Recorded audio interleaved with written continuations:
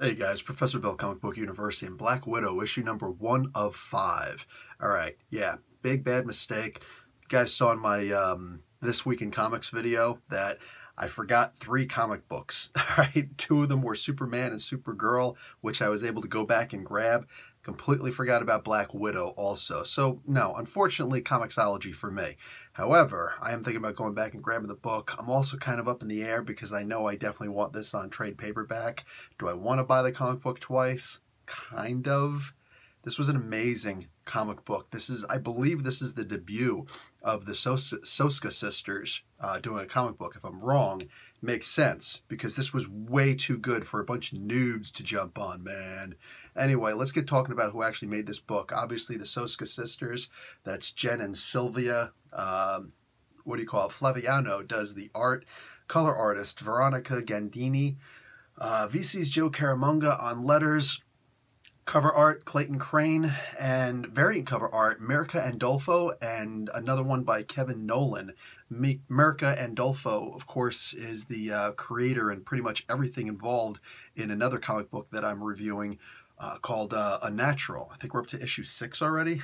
So, let's see. Oh, and John Buscema and Chris Sotomayor have a remastered variant cover out there. And the creators of Black Widow, of course, are Stan Lee, Don Heck, and Don Rico. All right. As I said, this comic book was way too good for a bunch of noobs to be doing this. There is so much detail.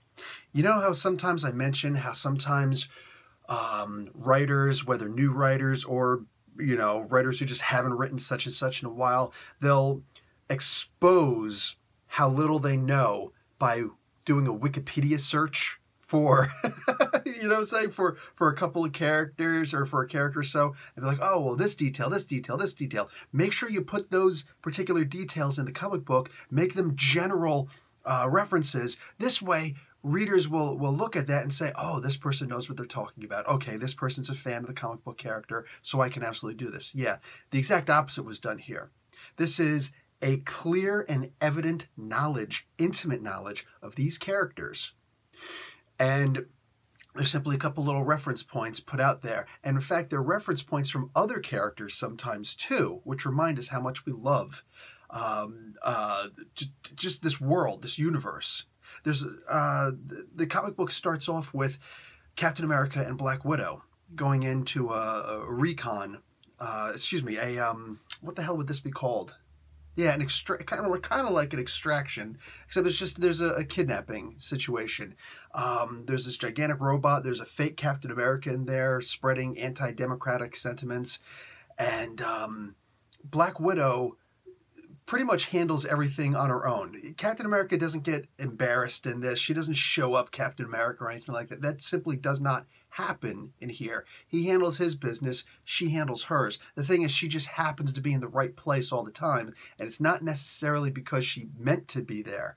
Captain America is the big red, white, and blue, hey, I'm out here in the front with the big, gigantic shield, and she's the one who's slinking in the shadows. You know what I'm saying? So this was a really great team. I feel this could have been in a Marvel 2-in-1 kind of comic book. Granted, it was Cap and Black Widow as opposed to The Thing and somebody else. But the point is, this was really good. There's a point where she recognizes the difference between the real Captain America and the fake Captain America, and it's perfect. It's absolutely perfect. I'm thinking to myself, oh, God, don't turn your back on it, but then I understand why she does it. Later on, she's about to kill this version of Captain America. And it's funny because the real Captain America comes out and says, we don't kill. And I'm always a little bit bothered by that because Captain America has killed a lot in war, and I get it. War is different than on the streets. If I did have one complaint about this comic book, it would be that Captain America just kind of came out as this Boy Scout type character, and he's not. He's absolutely not a Boy Scout, and he will kill if he feels that he has to. He's not like, the Batman character where it's like, no, I only have one rule. Well, it's actually 2 rules. No guns and no killing. But the point is that Captain America's not like that. He's not going to put unmovable rules down on himself, But I had to take a step back and recognize just a couple of things. One, this is not a Captain America book. This is a Black Widow book. So yes, while Captain America isn't explained perfectly, his stance isn't explained perfectly, and it does seem to be very, very rigid in that regard, I had to remind myself this is a Black Widow comic book. And the really cool part about it is there's parts in there that it'll lead you to believe something, but you don't have to believe it if you don't want to. In fact, you might not even notice it. Black Widow was killed, remember? By the fake Captain America, the Captain America body that's actually, you know, the Secret Empire thing. Man, I'm telling you. So if there's a reason why she would really go almost overboard and almost kill somebody, even though it's not necessary to kill this person, in her mind, it's somebody like you who killed me. She's working with Captain America, knowing that it's basically Captain America who killed her. Oh man, if you choose to stop for a second and take it all in, that's a lot to unpack, man. That is fantastic. It goes deeper. Man, at one point she goes to Madripoor. She's hanging out in Madripoor. And dude, although the Soskas at the back of the book, they talk about how Black Widow, Captain America, and Tony Stark are their three, you know, favorites. I think they might have liked Wolverine a little tiny bit here and there. You know, that volume 2, there's the 4-issue limited series with Frank Miller and Chris Claremont, and then Claremont went on afterwards, I think with John Byrne, I can't remember. Anyway, there was the second volume where we first got introduced to Madripoor and all this craziness there. And she dresses up like Patch.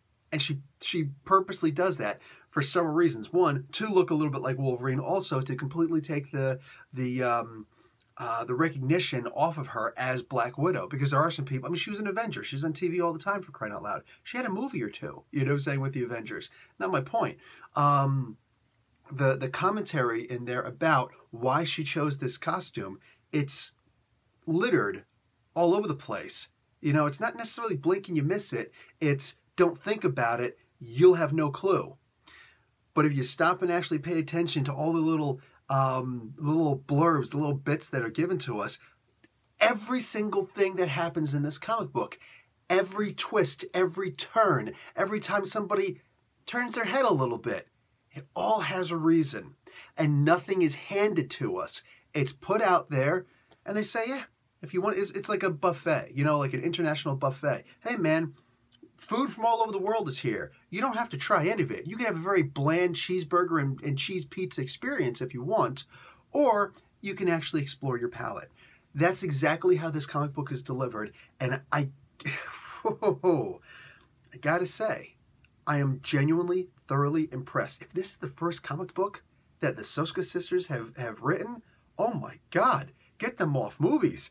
Put them back into here. And actually, I'm really joking about that because I don't know if there's been a director revealed yet for who's going to be doing the Black Widow movie, which apparently is definitely going to be done now. But if there ain't nobody out there, I'm just saying the Soskas make a really good argument for them being being allowed to make the movie, or at the very least writing the damn movie. I mean, for crying out loud, this was an amazing comic book.